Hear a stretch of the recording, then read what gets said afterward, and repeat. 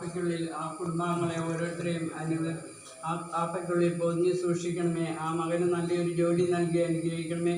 നസ്രത്തിലെ തിരുക്കുടുംബം പോലെ ആ കുടുംബത്തെ എപ്പോഴും കാത്തു പരിപാലിക്കുകയും ചെയ്യണമേ എന്ന് പ്രാർത്ഥിക്കുന്നു.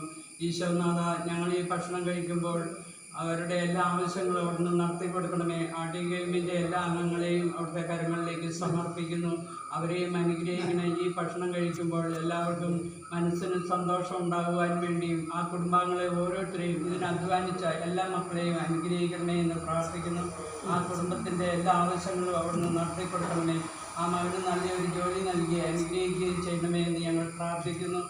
ഈശോനാഥ, ഇന്ന് നമുക്ക് ഈ ഭക്ഷണം തന്നത് സലീം അനിത എന്ന് പറയുന്നവരുടെ പുതിയ വീട് പണിത് പാല് കാച്ചലെന്ന് പറയും. നമുക്കടെ പുതിയ വീട് കത്തിക്കൽ പാല് കാച്ചുക എന്നാണ് പറയുന്നത്.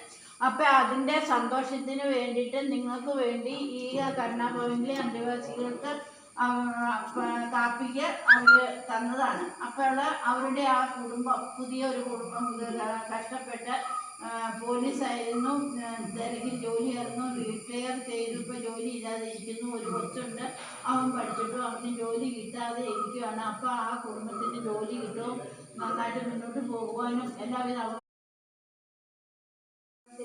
ഈ ഭക്ഷണത്തിന് ഞങ്ങൾ നിൽക്കുമ്പോൾ ഞങ്ങൾക്ക് ഈ ഭക്ഷണം നൽകിയ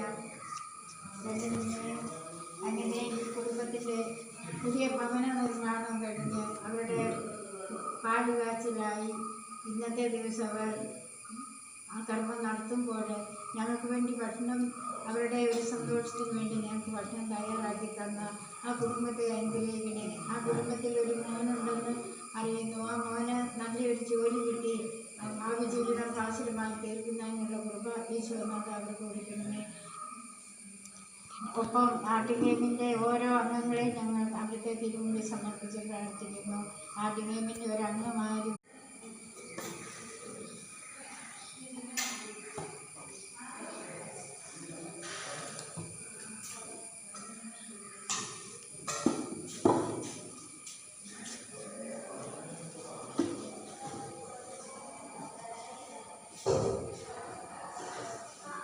Thank you.